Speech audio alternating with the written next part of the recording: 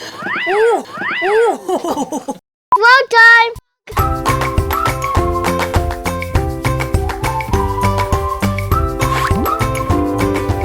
Well, you're gonna have to look inside to see. Are you excited? But be careful. Why, Mom? There's an explosion inside. 1, 2, 3. Whoa!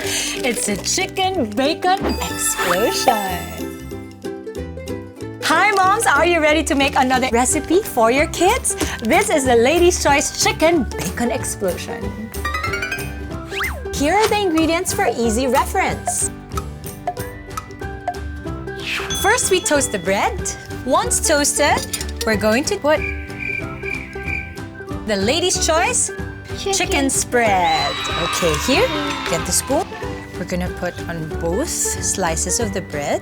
There you go. And then we're going to put The toppings. We're gonna start with 2 slices of bacon, lettuce, and 1 to 2 slices of ripe tomatoes.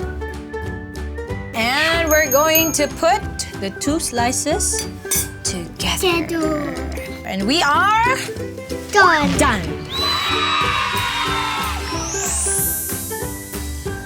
It's so easy to make at siguradong masarap because of Lady's Choice Meaty Spreads.